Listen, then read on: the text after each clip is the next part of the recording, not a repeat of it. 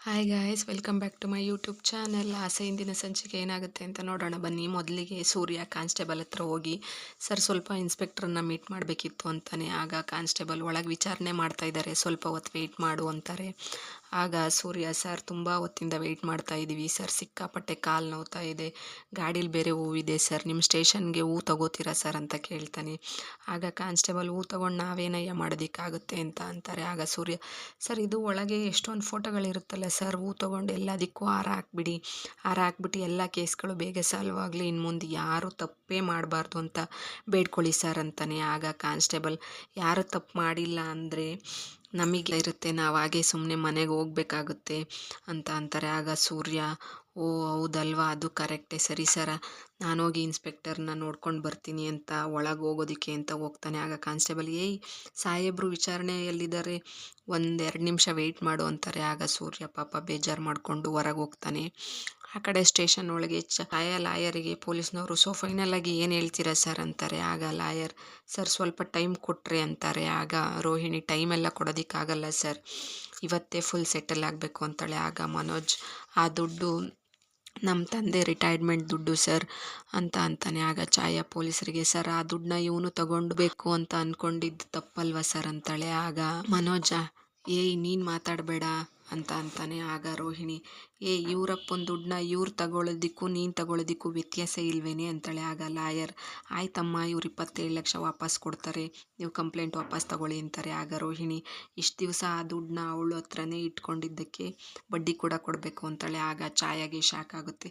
ಜೊತೆಗೆ ಮನೆಗೆ ಅಡ್ವಾನ್ಸ್ ಕೊಟ್ಟಿದ್ದು ಮನೋಜ್, ಆ ದುಡ್ಡನ್ನು ಎತ್ಕೊಂಡು ಹೋಗಿದ್ದಾಳೆ, ಎಲ್ಲ ಸೇರಿ 30 ಲಕ್ಷ ಕೊಡಬೇಕು ಅಂತ ಅಂದಾಗ ಛಾಯಾ, ಏನು ಸರ್ ಈಗ ಮಾತಾಡ್ತಾ ಇದ್ದಾರೆ ಅಂತಾಳೆ. ಆಗ ಪೊಲೀಸ್ನವರು, ಮನೆ ಅಡ್ವಾನ್ಸ್ ದುಡ್ಡನ್ನ ನೀವು ತಗೊಂಡು ಹೋಗಿದ್ದೀರಲ್ಲ, ಆ ದುಡ್ಡನ್ನು ಅವ್ರಿಗೆ ಕೊಟ್ಟು ನೀವು ಯಾವ ಪ್ರಾಬ್ಲಮ್ಮು ಇಲ್ದಂಗೆ ಕೆನಡಾಗೆ ಹೋಗಬಹುದು ಅಂತಾರೆ. ಆಗ ಲಾಯರ್, ಓಕೆ ಸರ್, ಆ ಅಮೌಂಟ್ನೇ ಫೈನಲ್ ಮಾಡಿಬಿಡಿ, ಫಾರ್ಮಾಲಿಟೀಸ್ನ ಮುಗಿಸ್ಬಿಡೋಣ ಅಂತಾರೆ. ಆಗ ಪೊಲೀಸ್ನವರು ಕಾನ್ಸ್ಟೇಬಲ್ಗೆ, ಇವ್ರ ಕೇಸ್ಗೆ ಸಂಬಂಧಪಟ್ಟಿರೋ ಫೈಲ್ನ ತಗೊಂಡು ಬನ್ನಿ ಅಂತಾರೆ.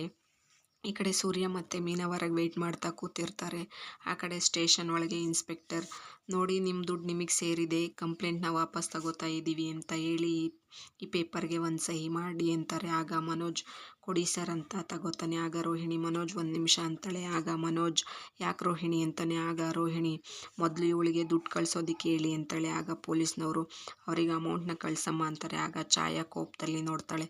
ಆಗ ಸರ್ ದುಡ್ಡು ಕಳಿಸಿದ್ದೀನಿ ಅಂತ ಮೊಬೈಲ್ನ ತೋರಿಸ್ತಾಳೆ. ಆಗ ಪೊಲೀಸ್ನವರು, ನೋಡ್ರಿ ಅಕೌಂಟ್ಗೆ ದುಡ್ಡು ಟ್ರಾನ್ಸ್ಫರ್ ಆಗಿದೆ, ಸಹಿ ಮಾಡಿ ಅಂತಾರೆ. ಆಗ ಮನೋಜ್ ಮೊಬೈಲ್ನ ತಗೊಂಡು ನೋಡ್ತಾನೆ, ನೋಡಿ ರೋಹಿಣಿ 30 ಲಕ್ಷ ದುಡ್ಡು ಬಂದಿದೆ ಅಂತಾನೆ. ಆಗ ಇಬ್ಬರು ನೋಡಿ ತುಂಬ ಖುಷಿ ಆಗ್ತಾರೆ.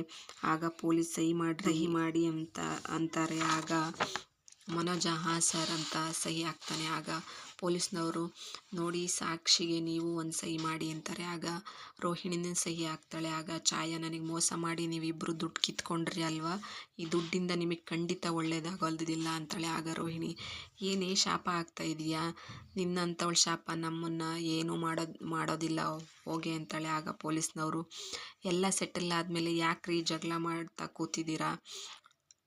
ಕೂತಿದ್ದೀರಾ ಅಂತಾರೆ. ಆಗ ನೀವು ಒಂದು ಸಹಿ ಮಾಡಿ ಅಂತ ಛಾಯಾಗೆ ಕೊಡ್ತಾರೆ. ಆಗ ಪೊಲೀಸವರು, ಏನಮ್ಮ ನಿಮ್ಮ ಕಡೆ ಸಾಕ್ಷಿಗೆ ಸಹಿ ಮಾಡೋದಕ್ಕೆ ಅಂತ ಯಾರಿದ್ದಾರೆ ಅಂತಾರೆ. ಆಗ ಛಾಯಾ, ನಮ್ಮ ಲಾಯರ್ ಮಾಡ್ತಾರೆ ಅಂತಾಳೆ. ಆಗ ಪೊಲೀಸ್ನವರು, ಲಾಯರ್ ಸಾಕ್ಷಿಯಾಗಿ ಸಹಿ ಮಾಡಬಾರ್ದು, ನಿಮಗೆ ಗೊತ್ತಿರೋರು ಯಾರು ಇಲ್ವಾ ಅಂತ ಕೇಳ್ತಾರೆ. ಆಗ ಛಾಯಾ, ಇಲ್ಲ ಸರ್, ನನಗೆ ಬೇರೆ ಯಾರೂ ಗೊತ್ತಿಲ್ಲ ಅಂತಾಳೆ.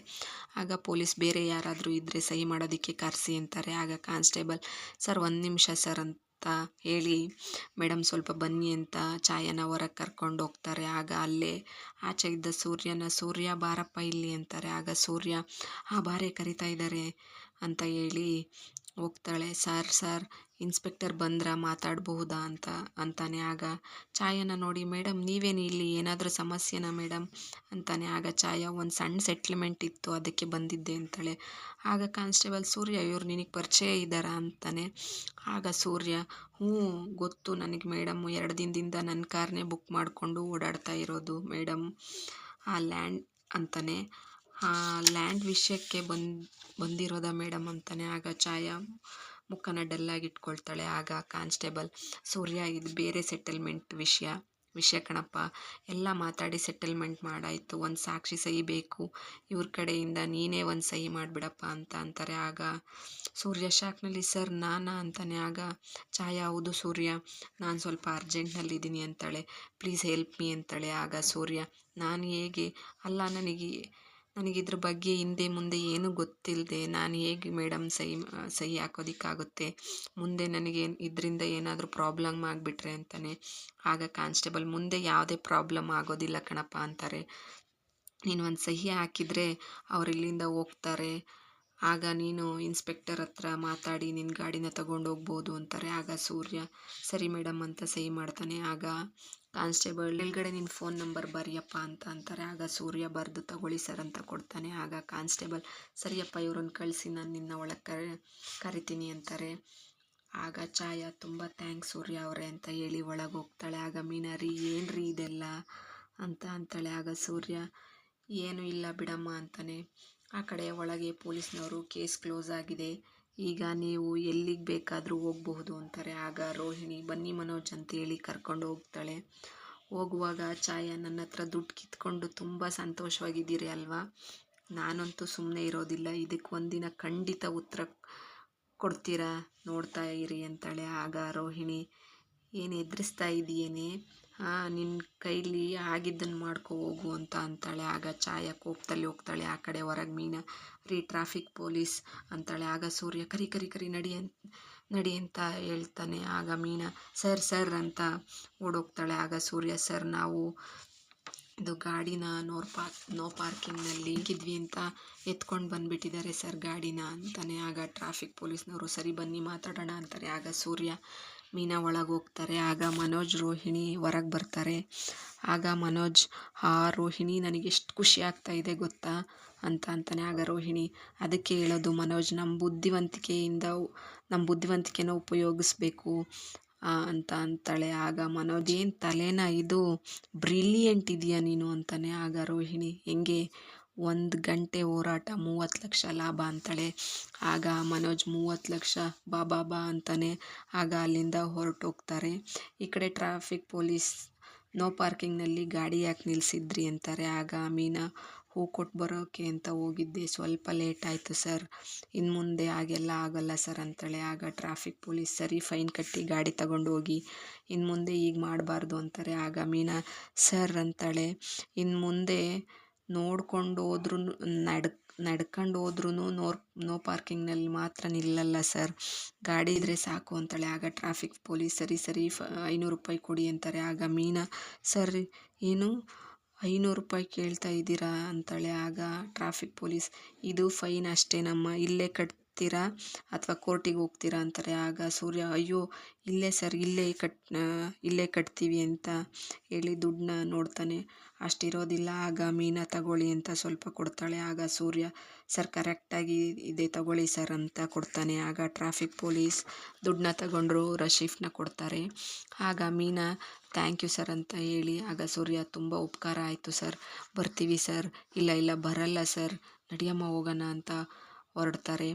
ಹೊರಗೆ ಬಂದು ಮೀನಾ ಕೀನ ನೋಡಿ ಖುಷಿ ಪಡ್ತಾ ಇರ್ತಾಳೆ. ಹಬ್ಬ ನನಗೆ ಈಗ ಸಮಾಧಾನ ಆಯಿತು ರೀ ಅಂತಾಳೆ. ಆಗ ಸೂರ್ಯ ನಾವು ತಪ್ಪು ಮಾಡಿಲ್ಲ ಅಂದಮೇಲೆ ನಮಗೆ ಕೆಟ್ಟದ್ದಾಗಲ್ಲ ಮೀನಾ ಅಂತಾನೆ. ಆಗ ಮೀನಾ ಸರಿ ಬನ್ನಿ ಹೋಗೋಣ, ನೀವೇ ಗಾಡಿ ಓಡಿಸಿ ಅಂತಾಳೆ. ಆಗ ಸೂರ್ಯ ಆಮೇಲೆ ನಾನು ಗಾಡಿನ ಇಲ್ಲೇ ನಿಲ್ಲಿಸ್ಬರಲ್ಲ, ನನ್ನ ಕಾರೇ ಮರ್ತುಬಿಟ್ಟಲ್ಲಮ್ಮ ನಿನ್ನ ಗಾಡಿ ಬಂದು ಕೂಡಲೇ ಅಂತ ಅಂತಾನೆ. ಆಗ ಮೀನಾ ಅದು ಅಯ್ಯೋ ಸಾರಿ ರೀ, ಸರಿ ನೀವು ಕಾರ್ನಲ್ಲಿ ಬನ್ನಿ, ನಾನು ಗಾಡಿ ತಗೊಂಡು ಬರ್ತೀನಿ ಅಂತಾಳೆ. ಆಗ ಸೂರ್ಯ ಸರಿ ಗಾಡಿ ತಗೊಂಡು ನಿಧಾನಕ್ಕೆ ಬಾ, ನಾನು ಅಲ್ಲಿ ಹೋಗ್ತಾ ಇರ್ತೀನಿ, ಬಂದು ಜಾಯಿನ್ ಆಗು, ಬಾ ನಡಿ ಅಂತ ಅಲ್ಲಿಂದ ಹೊರಡ್ತಾರೆ. ಈ ಕಡೆ ಮನೋಜ್ ಮತ್ತು ರೋಹಿಣಿ ಐಸ್ ಕ್ರೀಮ್ ಪಾರ್ಲರ್ನಲ್ಲಿ ಐಸ್ ಕ್ರೀಮ್ ತಿಂತ ಖುಷಿಯಲ್ಲಿ ಇರ್ತಾರೆ. ಆಗ ಮನೋಜ್ ರೋಹಿಣಿ ಕೈ ಕೊಡಿಲಿ ಅಂತಾನೆ. ಆಗ ರೋಹಿಣಿ ನಿಮ್ಮ ಲೈಫ್ನಲ್ಲಿ ಆಲ್ರೆಡಿ ಒಬ್ಬಳು ಕೈ ಕೊಟ್ಟಿದ್ದಾಳೆ, ನಾನು ಕೊಡಬೇಕಾ ಅಂತಾಳೆ. ಆಗ ಮನೋಜ್ ಅದಕ್ಕೆಲ್ಲ ಕೊಡು ಹೇಳ್ತೀನಿ ಅಂತ ಅಂತಾನೆ. ಆಗ ರೋಹಿಣಿ ಏನು ಮನೋಜ್ ಅಂತ ಅಂದಾಗ ಮನೋಜ್ ಅಯ್ಯೋ ಕೊಡು ಅಂತ ಹೇಳಿ ಮುತ್ತು ಕೊಡ್ತಾನೆ. ಆಗ ರೋಹಿಣಿ ನಾಚಿಕೊಂಡು ಕಣ್ಣು ಮುಚ್ಕೋತಾಳೆ. ರೋಹಿಣಿ ಮನೋಜ್ ಎಲ್ಲರೂ ನೋಡ್ತಾ ಇದ್ದಾರೆ, ಪಬ್ಲಿಕ್ಕಲ್ಲಿ ಇದೆಲ್ಲ ಬೇಕಾ ಅಂತಾಳೆ. ಆಗ ಮನೋಜ್, ನಾನಿವತ್ತು ಕುರುಡ ಆಗಿಬಿಟ್ಟಿದ್ದೀನಿ, ನನಗೆ ನಿನ್ನ ಬಿಟ್ಟರೆ ಯಾರೂ ಕಾಣ್ತಾ ಇಲ್ಲ ಅಂತಾನೆ. ಆಗ ರೋಹಿಣಿ, ಯಾಕಿಷ್ಟು ಸಂತೋಷ ಅಂತ ಅಂತಾಳೆ. ಆಗ ಮನೋಜ್, ಆಗದೆ ಇರುತ್ತಾ, ನೀನು ಇಲ್ಲದೆ ಇದ್ದಿದ್ರೆ ನನ್ನ ಅಕೌಂಟ್ನಲ್ಲಿ ಇಷ್ಟು ಲಕ್ಷ ನೋಡೋದಕ್ಕಾಗ್ತಾ ಇತ್ತಾ? 10 ಅಲ್ಲ, 20 ಅಲ್ಲ, 30 ಲಕ್ಷ ರೋಹಿಣಿ, ಇದೆಲ್ಲ ನೀನು ಇದ್ದಿದ್ದಕ್ಕೆ ಆಗಿದ್ದು ರೋಹಿಣಿ. ನಾನು ಮಾತ್ರ ಅದೆಷ್ಟು ಥ್ಯಾಂಕ್ಸ್ ಹೇಳಿದರೂ ಸಾಕಾಗಲ್ಲ. ನಡಿ ಮೊದಲು ಹೋಗಿ ಈ ದುಡ್ಡನ್ನ ಸೂರ್ಯನ ಮುಖದ ಮೇಲೆ ಪಟಾರ್ ಅಂತ ಬಿಸಾಕನ ಬಾ ಅಂತಾನೆ. ಆಗ ರೋಹಿಣಿ, ಸೂರ್ಯನ ಮುಖದ ಮೇಲೆ ಯಾಕೆ ಅಂತಾಳೆ. ಆಗ ಮನೋಜ್, ಯಾಕೆ ಅಂದರೆ ಅವ್ನಿಗೆ ಎಷ್ಟು ಅವಮಾನ ಮಾಡಿದಾನೆ ನನಗೆ. ತಗೊಳ್ಳೋ ನಾಯಿ, ಈ ದುಡ್ಡನ್ನ ತಗೊಂಡೋಗಿ ಸಾಯಿ, ನಾನು ಬುದ್ಧಿವಂತ, ಓದಿದ್ದೀನಿ, ದುಡ್ಡನ್ನ ಸಂಪಾದನೆ ಮಾಡಿದ್ದೀನಿ ಅಂತ ಇರ್ತೀನಿ ಅಂತಾನೆ. ಆಗ ರೋಹಿಣಿ, ಮನೋಜ್, ನೀವು ನಿಜವಾಗ್ಲೂ ಓದಿದ್ದೀರಾ ಅನ್ನೋದೇ ನನಗೆ ಅನುಮಾನ ಅಂತಾಳೆ. ಆ ದುಡ್ಡು ಕೊಟ್ಟು ಡಿಗ್ರಿ ಸರ್ಟಿಫಿಕೇಟ್ ಏನಾದರೂ ತಗೊಂಡ್ರಾ ಅಂತಾಳೆ. ಆಗ ಮನೋಜ್, ಅಯ್ಯೋ ಯಾಕೆ ರೋಹಿಣಿ ಇಂಥ ಅನುಮಾನ ಅಂತಾನೆ. ಆಗ ರೋಹಿಣಿ, ಮತ್ತೆ ನೀವು ದುಡ್ಡನ್ನ ತಗೊಂಡೋಗಿ ಕೊಟ್ಟರೆ ಏನಾಗುತ್ತೆ? ಸೂರ್ಯ ಅದನ್ನು ಕಿತ್ಕೊಡ್ತಾನೆ ಅಥವಾ ಮಾವನ ಕೈಗೆ ಕೊಡ್ತಾನೆ. ಮಾವ ದುಡ್ಡನ್ನ ಮನ್ಸು ಮಾಡಿ ಅದನ್ನು ಪಾಲ್ ಮಾಡಿದರೆ ನಿಮ್ಮ ಕೈಗೆ ಸಿಗೋದು ಬರೀ 10 ಲಕ್ಷ. 10 ಲಕ್ಷ ಇಟ್ಕೊಂಡು ಏನು ಮಾಡ್ತೀರಾ? ಆಗ ಮನೋಜ್, ಅದು ಸರಿನೇ, ಆದರೂ ಏನು ಮಾಡಬೇಕು ನಾನು ಅಂತಾನೆ. ಆಗ ರೋಹಿಣಿ, ಮೊದಲು ಈ ದುಡ್ಡಿನಲ್ಲಿ ನೀವು ಕೆನಡಾಗೆ ಹೋಗೋ ದಾರಿನ ನೋಡ್ಕೊಳ್ಳಿ, ಮಿಕ್ಕಿರೋ ದುಡ್ಡನ್ನ ನಮ್ಮಿಬ್ಬರ ಹೆಸರಲ್ಲಿ ಜಾಯಿಂಟ್ ಅಕೌಂಟ್ ಮಾಡಿ ಸೇವ್ ಮಾಡೋಣ, ನಿಮ್ಮ ಕೆಲಸನೂ ಆಗುತ್ತೆ, ನಮ್ಮ ಕೈಲಿ ದುಡ್ಡು ಇರುತ್ತೆ ಅಂತಾಳೆ. ಆಗ ಮನೋಜ ಮತ್ತೆ ರೋಹಿಣಿ, ಸೂರ್ಯಂಗೆ ಏನು ಹೇಳೋದು ಅಂತಾನೆ. ಆಗ ರೋಹಿಣಿ, ಅಯ್ಯೋ ಇಷ್ಟು ದಿನ ಏನು ಹೇಳಿದ್ರೋ ಅದನ್ನೇ ಹೇಳಿ ಮ್ಯಾನೇಜ್ ಮಾಡಿ, ದುಡ್ಡು ಬಂದಿರೋ ಸತ್ಯನ ಮಾತ್ರ ಅವ್ರಿಗೆ ಹೇಳಬೇಡಿ, ನೀ ಮೊದಲು ಆ ಏಜೆನ್ಸಿಗೆ ಹೋಗೋಣ ಅಂತಾಳೆ. ಆಗ ಮನೋಜ್, ಆಹಾ, ಹೆಂಡ್ತಿ ಅಂತ ಇದ್ದರೆ ನಿನ್ನಂಗಿರಬೇಕು, ಗಂಡನ ಯಶಸ್ಸು ನಿನ್ನಂಥ ಹೆಂಡ್ತಿಯಿಂದನೇ, ಬೇಗ ತಿನ್ನು ಅಂತಾನೆ. ಇಂದು ಇಬ್ಬರು ಏಜೆನ್ಸಿಗೆ ಬರ್ತಾರೆ. ಸರ್, ಮೇ ಕಮಿಂಗ್ ಸರ್ ಅಂತಾನೆ. ಆಗ ಕಮ್ಮಿಂಗ್ ಅಂತಾರೆ ಮನೋಜ್. ಥ್ಯಾಂಕ್ಸ್ ಸರ್ ಅಂತ ಹೇಳಿ ಮನೋಜ್ ಮತ್ತು ರೋಹಿಣಿ ಕೂತ್ಕೋತಾರೆ. ಅದೇ ಸರ್, ಕೆನಡಾ ಕೆಲಸಕ್ಕೆ ನಾನು ಸೆಲೆಕ್ಟ್ ಆಗಿದ್ನಲ್ಲ, ಅದಕ್ಕೆ ದುಡ್ಡು ಕೊಡೋಣ ಅಂತ ಬಂದೆ ಸರ್. ಅದು ಹೇಗೆ ಕೊಡಲಿ? ಟ್ರಾನ್ಸ್ಫರ್ ಮಾಡಲಾ ಇಲ್ಲ ಚೆಕ್ ಕೊಟ್ಟರೆ ನಡೆಯುತ್ತಾ ಸರ್ ಅಂತಾನೆ. ಆಗ ಏಜೆನ್ಸಿಯವರು, ಈಗ ಕ್ಯಾಶ್ ಕೊಟ್ಟರು ಈಗಲ್ಲ ಅಂತಾರೆ. ಆಗ ಮನೋಜ್, ಯಾಕೆ ಸರ್ ಅಂತಾನೆ. ಆಗ ಏಜೆನ್ಸಿಯವರು, ಆಲ್ರೆಡಿ ಆ ಜಾಗಕ್ಕೆ ಬೇರೆ ಕ್ಯಾಂಡಿಡೇಟ್ನ ಸೆಲೆಕ್ಟ್ ಮಾಡಿದ್ದು ಆಯಿತು, ಅವ್ರು ಕೆನಡಾಗೆ ಹೋಗಿದ್ದು ಆಯಿತು ಅಂತಾರೆ. ಆಗ ಮನೋಜ್, ಅಯ್ಯೋ ಅಲ್ಲ ಸರ್, ನಾನು ಸೆಲೆಕ್ಟ್ ಆಗಿದ್ದೆ, ನಾನು ಸರ್ಟಿಫಿಕೇಟ್ ಎಲ್ಲ ಮ್ಯಾಚ್ ಆಗುತ್ತೆ ಅಂತ ಹೇಳಿದ್ರಲ್ಲ ಅಂತಾರೆ. ಆಗ ಏಜೆನ್ಸಿಯವರು, ಹೇಳಿದ್ದೆ, ಆದರೆ ನೀವು ತುಂಬ ಡಿಲೇ ಮಾಡಿದ್ರಿ, ಆ ಹುಡುಗ ಸರಿಯಾದ ಟೈಮ್ಗೆ ದುಡ್ಡು ಕೊಟ್ಟರು, ಹೊರಟರು ಅಂತ ಅಂತಾರೆ. ಆಗ ಮನೋಜ್, ಸರ್ ಮತ್ತೆ ನಾನು ಅಂತಾನೆ. ಆಗ ಏಜೆನ್ಸಿಯವರು, ಮತ್ತೆ ಆ ದೇಶಕ್ಕೆ ಕಾಲ್ಫಾರ್ಮ್ ಬರಲ್ಲ ಸರ್ ಅಂತಾರೆ. ಆಗ ಮನೋಜ್ಗೆ ತುಂಬ ಬೇಜಾರು, ಬೇರೆ ಯಾವುದಾದ್ರೂ ಕಂಟ್ರಿಗೆ ನಾವು ಟ್ರೈ ಮಾಡಬಹುದು ಅಷ್ಟೇ ಅಂತಾರೆ. ಆಗ ಮನೋಜ್ ತುಂಬ ಬೇಜಾರು ಮಾಡ್ಕೋತಾನೆ. ಆಗ ರೋಹಿಣಿ, ಮನೋಜ್ ಕಾಮ್ ಡೌನ್ ಅಂತಾಳೆ. ಸರ್, ಮತ್ತೆ ಕೆನಡಾಗೆ ಹೋಗೋ ಪಾಸಿಬಿಲಿಟೀಸ್ ಇಲ್ವಾ ಅಂತ ರೋಹಿಣಿ ಕೇಳ್ತಾಳೆ. ಆಗ ಏಜೆನ್ಸಿಯವರು, ನೋ ಮೇಡಮ್, ಆ ದೇಶ ಆಗಲ್ಲ, ಬೇರೆ ದೇಶದ ಇಂಟರ್ವ್ಯೂ ಬಂದರೆ ನಾನು ನಿಮಗೆ ಹೇಳ್ತೀನಿ ಅಂತಾರೆ. ಆಗ ಮನೋಜ್ ಬೇಜಾರು ಮಾಡಿಕೊಂಡು ಅಲ್ಲಿಂದ ಹೊರಟುಬಿಡ್ತಾನೆ. ಹೊರಗೆ ಬಂದು ನೋಡಿದ್ಯಾ ರೋಹಿಣಿ, ನನ್ನ ನಸೀಬ್ ಹೇಗಿದೆ ಅಂತ? ಇಷ್ಟು ದಿನ ದುಡ್ಡಿರಲಿಲ್ಲ, ಕೆಲಸ ಇತ್ತು, ಈಗ ದುಡ್ಡಿದೆ, ಕೆಲಸ ಇಲ್ಲ ಅಂತಾನೆ. ಆಗ ರೋಹಿಣಿ, ದುಡ್ಡಿದೆಯಲ್ಲ ಮನೋಜ್, ಅದೇ ಕೆಲಸ ಬೇಕು ಅಂತ ಯಾಕೆ ಸ್ವಂತ ಬಿಸ್ನೆಸ್ ಮಾಡಿ ಅಂತಾಳೆ. ಆಗ ಮನೋಜ್, ಸ್ವಂತ ಬಿಸ್ನೆಸ್ ಅಂದರೆ ಮನೆಯವರಿಗೆ ಗೊತ್ತಾಗದೇ ಇರುತ್ತಾ? ಇಷ್ಟು ದುಡ್ಡು ಎಲ್ಲಿಂದ ಬಂತು ಅಂತಾರೆ. ಆಗ ರೋಹಿಣಿ, ನಮ್ಮಪ್ಪ ಕೊಟ್ಟರು ಅಂತ ಹೇಳೋಣ ಅಂತಾಳೆ. ಆಗ ಮನೋಜ್, ನಿಮ್ಮಪ್ಪ ಜೈಲೊಳಗಿದ್ದಾರಲ್ಲ ಅಂತಾನೆ. ಆಗ ರೋಹಿಣಿ, ಅಯ್ಯೋ, ಫ್ರೆಂಡ್ ಕೈಲಿ ಕಳಿಸಿದ್ರು ಅಂತ ಹೇಳ್ತೀನಿ, ಅಥವಾ ನಾನೇ ಏನಾದರೂ ಹೇಳಿ ಮ್ಯಾನೇಜ್ ಮಾಡ್ತೀನಿ, ನೀವು ಸುಮ್ಮನೆ ಇದ್ದರೆ ಸಾಕು ಅಂತಾಳೆ. ಆಗ ಮನೋಜ್, ರೋಹಿಣಿ, ಅದು ಆಗಲ್ಲ ಅಂತಾನೆ. ಆಗ ರೋಹಿಣಿ, ನೋಡಿ, ನಾನು ಹೇಳೋದು ಕೇಳ್ತೀರ ತಾನೆ, ನೋಡಿ, ನೀವು ನಿಮ್ಮ ಜೀವನದಲ್ಲಿ ಮುಂದೆ ಬರಬೇಕು ಅಂದರೆ ಇಷ್ಟು ದುಡ್ಡು ನಿಮ್ಮ ಕೈಲಿ ಇರಬೇಕು ಅಂತಾಳೆ. ಆಗ ಮನೋಜ್, ಸರಿ, ಆ ದುಡ್ಡಿನಲ್ಲಿ ಯಾವ ಬಿಸ್ನೆಸ್ ಮಾಡೋದು ಅಂತ ಕೇಳ್ತಾನೆ. ಆಗ ರೋಹಿಣಿ, ಅಯ್ಯೋ, ಅದನ್ನೆಲ್ಲ ಆಮೇಲೆ ಯೋಚನೆ ಮಾಡೋಣ, ಈಗ ಬೇಡ, ನಾನು ಹೇಳಿದ ಇದೆ ಅಲ್ವಾ, ಎಲ್ಲ ನಾನು ಮ್ಯಾನೇಜ್ ಮಾಡ್ತೀನಿ, ನೀವು ಸುಮ್ಮನೆ ಯಾವುದೇ ಗಲ್ಬಸ್ಕಿನೂ ಮಾಡದೆ ಇದ್ದರೆ ಸಾಕು ಅಂತಾಳೆ. ಆಗ ಮನೋಜ ಸರಿ ಅಂತ ಅಲ್ಲಿಂದ ಹೊರಟು ಮನೆಗೆ ಬರ್ತಾನೆ.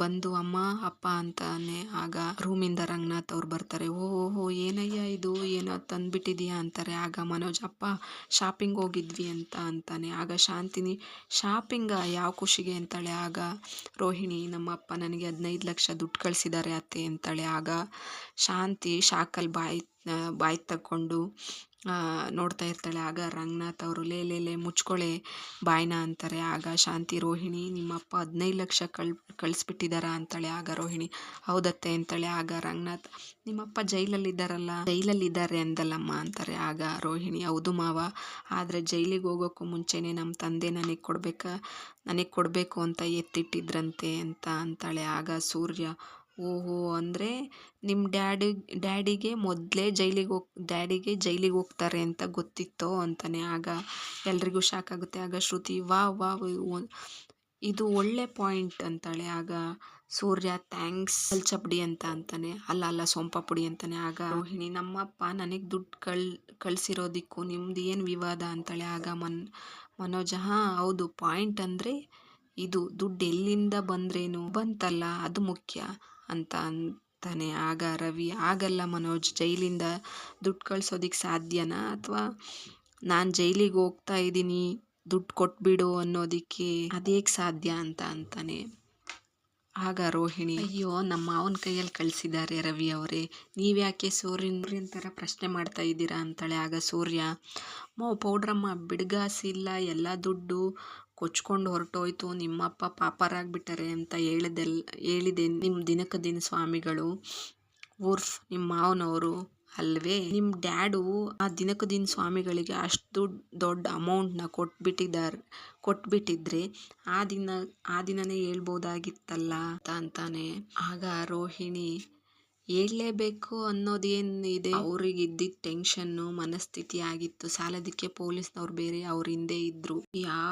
ಯಾವ ಕಡೆ ಬಂದು ರೇಡ್ ಮಾಡ್ತಾರೆ ಅಂತ ಅವ್ರಿಗೆ ಗೊತ್ತಿರಲಿಲ್ಲ. ಅದಕ್ಕೆ ಮನೆಗೆ ಬಂದ ಕೂಡಲೇ ಡೋರ್ ಕ್ಲೋಸ್ ಮಾಡೋದಿಕ್ಕೆ ಹೇಳಿದ್ದು, ಫೋನೆಲ್ಲ ಇರಿಸಿದ್ದು, ಅಲ್ಲಿನ ವಾತಾವರಣ ಎಲ್ಲ ನೋಡಬಹುದು ಅನ್ನೋ ನಂಬಿಕೆ ಬಂದ ಮೇಲೆ ಕೊಟ್ಟಿದ್ದಾರೆ ಅಲ್ವಾ ಅತ್ತೆ ಅಂತಾಳೆ. ಆಗ ಶಾಂತಿ ಹ್ಞೂ ಅಲ್ಲೇ ಮೇಲೆ ಹೊಡೆದಂಗೆ ಹೇಳ್ಬಿಟ್ಟೆ ಕಣಮ್ಮ ಬಂಗಾರಿ, ನೀನು ಹೋಗಿ ಸೂರ್ಯನ ಮಾತಿಗೆಲ್ಲ ಬೆಲೆ ಕೊಡ್ತಾ ಇದೀಯಲ್ಲ, ಬಿಟ್ಟಾಕೋ ಇವನ್ನ, ಡೋಂಟ್ ಕೇರ್ ಅಂತ ಅಂತಾಳೆ. ಆಗ ಮನೋಜ ಹೆಂಗಮ್ಮ ಬಿಡೋದು, ಸ್ವಂತ ಓನ್ ಬ್ರದರು ಉದ್ಧಾರ ಆಗೋದನ್ನ ಇವನ್ ಕೈಲಿ ಹಿಡಿಯೋದಿಕ್ಕೆ ಆಗ್ತಾ ಇಲ್ಲಲ್ಲಮ್ಮ, ದುಡ್ಡು ಬಂತಲ್ಲ ಅನ್ನೋ ಖುಷಿನೇ ಇಲ್ವಲ್ಲಮ್ಮ ಇವನಿಗೆ ಅಂತ ಅಂತಾನೆ. ಆಗ ಶಾಂತಿ ಪಾಪ ಏನು ಮಾಡ್ತಾನೆ, ಅವರತ್ತೆ ಮನೆಯಿಂದ ಅವನಿಗೆ ಲಿಪಿ ಬರಲಿಲ್ವಲ್ಲ, ಅದಕ್ಕೆ ಹೊಟ್ಟೆಗಿಟ್ಟೆ ಗೀಚ್ಕೊಂಡು ಇದ್ದಾನೆ. ಅವನು ಬಿಡೋ. ಅಲ್ಲ ಕಣೋ, ನಿಮ್ಮ ಮಾವ ನಿಜವಾಗೂ 15 ಲಕ್ಷ ಕೊಟ್ಬಿಟ್ರಾ ಅಂತ ಅಂತಾಳೆ. ಆಗ ಮನೋಜ ಅದಕ್ಕೆ ಅಲ್ಲ ನಮ್ಮ ನೋಡು ಬಟ್ಟೆ ತಂದಿರೋದು. ಆಗ ಶಾಂತಿ ಅಮ್ಮ ಸರ್ಕಲ್ ಮಾರಮ್ಮ ಮಹಾಲಕ್ಷ್ಮಿ ಏನಮ್ಮ ನಿಂದಾಯಿ, ನಮ್ಮ ರೋಹಿಣಿ ಉರುಳು ಸೇವೆ ಮಾಡ್ತಿದ್ದಾಗೆ ಸುಖಾನು ಉರುಳಿಸ್ಕೊಂಡು ಕೊಟ್ಬಿಟ್ಟೆಲ್ಲಮ್ಮ, ನಿನ್ನ ಫ್ಯಾನ್ ಹೋಗ್ಬಿಟ್ಟೆ ಕಣಮ್ಮ, ಫ್ಯಾನ್ ಆಗಿಬಿಟ್ಟೆ ಅಂತಾರೆ. ಆಗ ಮನೋಜ್ ರೋಹಿಣಿಗೆ ಖುಷಿ ಆಗುತ್ತೆ. ರೀ ನೋಡಿ ಆ ತಾಯಿ ಮಹಿಮೆ ಹೇಗಿದೆ ಅಂತ, ವ್ರತ ಮಾಡಿದ ತಕ್ಷಣ ಆ ತಾಯಿ ದುಡ್ಡು ಕೊಟ್ಬಿಟ್ಲು ಅಂತ ಅಂತಾಳೆ. ಆಗ ಸೂರ್ಯ ಆಗಿದ್ರೆ ತಾವು ವ್ರತ ಮಾಡಿದ್ದು ಅವ್ರ ಅಪ್ಪ ಜೈಲಿಂದ ಹೊರಗೆ ಬರಲಿ ಅಂತ ಅಲ್ಲ, ಅವ್ರ ಅಪ್ಪ ದುಡ್ಡು ಕಳಿಸ್ಲಿ ಅಂತ ಅಂತಾನೆ. ಆಗ ಶಾಂತಿ ಸೂರ್ಯ ಸ್ವಲ್ಪ ಸುಮ್ಮನೆ ಇರ್ತೀಯಾ ನೀನು ಅಂತಾಳೆ. ಆಗ ಸೂರ್ಯ ಅಯ್ಯೋ ಸ್ವಾಮಿಯೇ ಶರಣಮಯ್ಯಪ್ಪ, ಹೋಗ್ಲಿ ಬಿಡು ಅತ್ತಾಗೆ, ನೀವು ವ್ರತ ಮಾಡಿದ್ದಕ್ಕೆ ಅಪ್ಪನ ದುಡ್ಡು ಅಪ್ಪನ ಕೈನೇ ಸೇರ್ತಾ ಇದೆ ಅಂತಾನೆ. ಆಗ ಮನೋಜ ಲೇ ಸೂರ್ಯ ಯಾವ ಅಪ್ಪನ ದುಡ್ಡು ಅಂತಾನೆ. ಆಗ ಸೂರ್ಯ ನಮ್ಮಪ್ಪ ಅಲಿಯಾಸ್ ನಿಮ್ಮಪ್ಪನ ದುಡ್ಡಪ್ಪ, ಅವ್ರ ಹತ್ರ ನೀನು ತಗೊಂಡಿದ್ದು 27 ಲಕ್ಷ ಮರ್ತೋಯ್ತ ಮರಿ, ಈಗ ತಂದಿರೋದು 15 ಲಕ್ಷ ಕೊಟ್ಬಿಡು, ಮಿಕ್ಕಿದ್ನ ಆಮೇಲೆ ಗೀಚ್ಕೋತೀನಿ ಅಂತಾನೆ. ಆಗ ರೋಹಿಣಿ ಮನೋಜ್ಗೆ ಶಾಕ್ ಆಗ್ಬಿಡುತ್ತೆ. ಅಯ್ಯ ಹಲ್ಕಟ್ಟು ಯಾಕಯ್ಯ ನೋಡ್ತಾ ಇದೀಯ ನನ್ನ ಫೇಸ್ ಕಟ್ಟು, ಸಕ್ಕರೆ ತಲೆ ಮೇಲೆ ಕಲ್ಲು ಇಟ್ಟಂಗೆ ಮಾಡಿದ್ಯಾ ಆಣೆಗಳನ್ನ, ಅದ್ರಾಗ ನಮ್ಮದು ರವಿದು ಪಾಲೈತಿ, ಲೇ ಕೇಳೋ ಮಂಗ್ಯ ಯಾಕೋ ಸುಮ್ಮನೆ ನಿಂತಿದ್ಯಾ ಅಂತಾನೆ. ಆಗ ರವಿ ಅದು ಅವ್ರ ಮಾವ ಕೊಟ್ಟಿರೋ ದುಡ್ಡು ನಾವು ಕೇಳೋದು ಚೆನ್ನಾಗಿರಲ್ಲ ಅಂತಾನೆ. ಆಗ ಹಂಗ ಸರಿ ಆಯ್ತು, ಪಂಗೆ ಅಪ್ಪನ ದುಡ್ಡು ಅಪ್ಪಂಗೆ ಕೊಟ್ಬಿಡು, ನಾನು ರವಿ ಆಮೇಲೆ ಪಾಲ್ ಮಾಡ್ಕೋತೀವಿ ಅಂತಾನೆ. ಆಗ ಮನೋಜ ಮತ್ತು ನನಗೆ ಅಂತಾನೆ. ಆಗ ಸೂರ್ಯ 2 ಬೋಟಿ ಪ್ಯಾಕೆಟ್ 1 ಶುಂಠಿ ಪೇಪರ್ಮೆಂಟ್ ಕೊಡಿಸ್ತೀನಿ, ಚೀಪ್ಕೊಂಡು ಕೂತ್ಕೋ ಅಂತಾನೆ. ಆಗ ಶಾಂತಿ, ಸಮಾಧಾನ, ಸಂತೋಷ ಇದು ಯಾವುದು ಇಲ್ಲ ಕಣೋ ನಿನಗೆ. ಅಲ್ಲ ಕಣೋ, ಅದು ಯಾಕೋ ಒಡ ಹುಟ್ಟಿದವ್ರ ಮೇಲೆ ಹಿಂಗೆ ಹೊಟ್ಟೆ ಗುದ್ಕೊಂಡು ಬರ್ತೀಯ ನೀನು. ಮೀನಾ, ಜಗನ್ಮಾತೆ ಆದಿಶಕ್ತಿ ಪರಾಶಕ್ತಿ ಕಣಮ್ಮ ನೀನು. ಜಗನ್ ನಾಟಕ ಸುಧಾರಾಣಿ ನೀನು ಅಂತಾಳೆ. ಆಗ ರಂಗನಾಥ್ ಅವರು, ಸುಧಾರಾಣಿ ಅಲ್ಲ ಕಣೆ, ಅದು ಸೂತ್ರಧಾರಿಣಿ. ಜಾಸ್ತಿ ಮಾತಾಡಬೇಡ, ಬಾಯಿಗೆ ಬಂದಂಗೆ ಸ್ಪೆಲ್ಲಿಂಗ್ ಮಿಸ್ಟೇಕ್ ಆಗುತ್ತೆ ಅಂತ ಬಡ್ಕೋತೀನಿ, ಕೇಳೋದಿಲ್ಲ ನನ್ನ ಮಾತನ್ನ ನೀನು. ಆಗ ಮೀನಾ ರೀ ಅಂತಾಳೆ. ಆಗ ಸೂರ್ಯ, ಸುಮ್ಮನೆ ಇರಬೇಕಾ? ಇರಲ್ಲ, ಅವನು ನಮ್ಮ ಅಪ್ಪನಿಗೆ ದುಡ್ಡು ಕೊಡಬೇಕು, ಇವಾಗಲೇ ಮಡಗ್ಬಿಡ್ಲಿ, ಇವನು ಇನ್ನೂ ಯಾವಾಗ ಬೇಕೋ ಅವಾಗ ಯಾಮಾರಿಸ್ಬಿಟ್ರೆ ಹೆಂಗೆ? ಆಗ ಮೀನಾ ರೀ ನನ್ನ ಮಾತು ಕೇಳಿ ಅಂತಾಳೆ. ಆಗ ಶಾಂತಿ, ಏಯ್ ನೀನೇನೇ ಒಗ್ಗರಣೆಗೆ ಸಾಸಿವೆ ಹಾಕೋ ಕೆಲಸ ಮಾಡೋದು ಮಳ್ಳಿ ಅಂತ ಅಂತಾರೆ. ಆಗ ಮೀನಾ, ಅಯ್ಯೋ ನಾನು ಏನು ಹೇಳ್ಕೊಡ್ಲಿ, ಅವ್ರ ಅಣ್ಣನ ಹತ್ರ ದುಡ್ಡು ಕೇಳ್ತಾ ಇದ್ದಾರೆ, ಅದರಲ್ಲೂ ಇವ್ರು ಕೇಳ್ತಾ ಇರೋದ್ರಲ್ಲಿ ನ್ಯಾಯ ಇದೆಯಲ್ಲ. ಬಡವನ ಹತ್ರ ಕಿತ್ಕೊಂಡವನು ಭಗವಂತನ ಹತ್ರ ಬಡ್ಡಿ ಕಟ್ಟಲೇಬೇಕತ್ತೆ ಅಂತಾಳೆ. ಆಗ ಸೂರ್ಯ, ಆಹಾ ಆಹಾ, ಲೇ ಮೀನೇಶ್ವರಿ, ಇದೇ ಡೈಲಾಗ್ನೇನಾದರೂ ಸಿಂಗಲ್ ಸ್ಕ್ರೀನಲ್ಲಿ ಹೇಳ್ಬಿಟ್ಟಿದ್ರೆ 152 ವಿಷಲ್ಗಳು ಬಂದಿರೋ ಇಲ್ಲಿ ಹೊಡೆದ್ಬಿಟ್ಟೆಲ್ಲೇ. ಆಹಾ ನನ್ನ ಬಂಗಾರಿ ಅಂತ ದೃಷ್ಟಿ ತೆಗಿತಾನೆ. ಅಪ್ಪ ಇಸ್ಕೊ, 1 ರೂಪಾಯಿ ಬಿಡಬೇಡ, ಎಲ್ಲ ಈಸ್ಕೊಂಡು ಬ್ಯಾಂಕ್ನಲ್ಲಿ ಇಡು ಅಂತಾನೆ. ಆಗ ರಂಗನಾಥ್ ಅವ್ರು, ನೋಡೋ ಸೂರ್ಯ, ಇವನ ಹತ್ರ ಇದ್ದಿದ್ದು ನನ್ನ ದುಡ್ಡನ್ನ ಇವನ ಜೊತೆಗೆ ಇದ್ದಿದ್ದು ಹುಡುಗಿ ಹೊತ್ಕೊಂಡು ಹೋದ್ಲು, ಅವಳು ಈ ದುಡ್ಡನ್ನ ಕೊಟ್ಟಿದ್ರೆ ನಾನು ತಗೋತಾ ಇದ್ದೆ ಕಣೋ ಅಂತಾರೆ. ಆಗ ಮನೋಜ್, ರೋಹಿಣಿಗೆ ಶಾಕ್ ಆಗುತ್ತೆ. ಆದರೆ ಈ ದುಡ್ಡನ್ನ ಕೊಟ್ಟಿರೋದು ಪಾಪ ರೋಹಿಣಿ ಅವರ ಅಪ್ಪ, ಇದ್ರ ಮೇಲೆ ನನ್ನ ಅಧಿಕಾರ ಇರಬಾರ್ದು ಕಣೋ ಅಂತ ಅಂತಾರೆ. ಆಗ ಮನೋಜ್, ನೋಡ್ತಾ ಇರಿ, ಈ ದುಡ್ಡಿನಲ್ಲಿ ಬಿಸ್ನೆಸ್ ಶುರು ಮಾಡಿ ಖಂಡಿತ ನಿಮ್ಮ ದುಡ್ಡನ್ನ ವಾಪಸ್ ಕೊಟ್ಬಿಡ್ತೀನಿ ಅಂತಾನೆ. ಆಗ ರೋಹಿಣಿ ಮನೋಜ್ ಮುಖನ ಕೋಪದಲ್ಲಿ ನೋಡ್ತಾಳೆ. ಇಲ್ಲಿಗೆ ಇವತ್ತಿನ ಸಂಚಿಕೆ ಮುಕ್ತಾಯವಾಯಿತು. ಈ ಸಂಚಿಕೆ ಇಷ್ಟವಾಗಿದ್ದರೆ ಲೈಕ್ ಮಾಡಿ, ಸಬ್ಸ್ಕ್ರೈಬ್ ಮಾಡ್ಕೊಳ್ಳಿ. Thank you.